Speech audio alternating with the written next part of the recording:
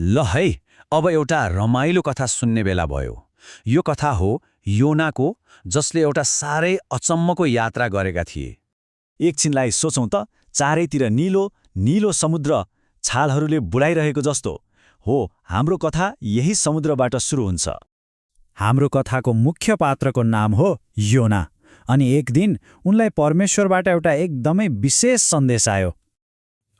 यो कुनै साधारण काम थिएन है। यो त एउटा यस्तो काम थियो जसले धेरैजनाको भलाइ गर्न सक्थ्यो। उनलाई के भनियो भने एउटा टाढाको सहर छ निन्वे भन्ने, त्यहाँ जाऊ र त्यहाँका मानिसहरूलाई एउटा महत्त्वपूर्ण कुरा सुनाऊ। तर कथामा एउटा रमाइलो मोड आयो, किनभने योनालाई त्यो काम गर्न अलि मन लागेन छ। कहिलेकाहीँ हामीलाई पनि कुनै काम गाह्रो लाग्छ नि, होइन र? हो, योनालाई पनि त्यस्तै भयो। अनि उनले त नजाने विचार गरे। अब हेरौँ है त, यहाँ दुईवटा बाटोहरू थिए। एउटा बाटो थियो निनुवे जाने, जुन परमेश्वरले देखाउनु भएको थियो। तर योनाले त ठिक उल्टो दिशातिर भाग्ने बाटो रोजे। त्यो कामबाट भाग्नको लागि उनी हतार गरेर एउटा ठूलो पानी जहाजमा चढे अनि समुद्रको यात्रामा निस्किए।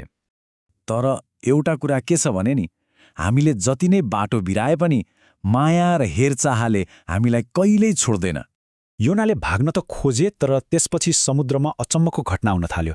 आकाशमा कालो बादल मडारिन थाल्यो। जहाज समुद्रको बीचमा पुग्ने बित्तिकै फुँ फुँ गर्दै ठूलो हावा चल्न थाल्यो। अघिसम्म शान्त भएको समुद्र त एक्कासी रिसाएको जस्तो देखियो। साना साना छालहरू पनि पहाड जस्तै अग्ला भएर जहाजलाई यताउता हल्लाउन थाले। जहाजमा भएका सबैजना डराए। अनि त्यही आँधीको बीचमा पानीबाट घुप्लुक्क एउटा विशाल एकदमै ठूलो माछा बाहिर निस्कियो। अब कथाको माहौल अलि शान्त हुन्छ है। त्यो ठूलो माछाले योनालाई निल्यो, तर अचम्म उनलाई केही पनि गरेन। माछाको पेटभित्र अन्ध्यारो र सुनसान थियो। त्यहाँ एक्लै बस्दा योनालाई बल्ल आफ्नो गल्ती महसुस भयो। उनले मनैदेखि प्रार्थना गरे, हे प्रभु, मैले तपाईँको कुरा नसुनेर ठूलो गल्ती गरे। कृपया मलाई माफ गरिदिनुहोस्। योनाको प्रार्थना सुनेपछि त्यो विशाल माछा समुद्रको किनारमा गयो र भक्क योनालाई बाहिर जमिनमा निकालिदियो। योनाले सही काम गर्न दोस्रो मौका पाएका थिए। यो कथाको अन्त्यले हामीले एउटा धेरै सुन्दर र महत्त्वपूर्ण कुरा सिकाउँछ।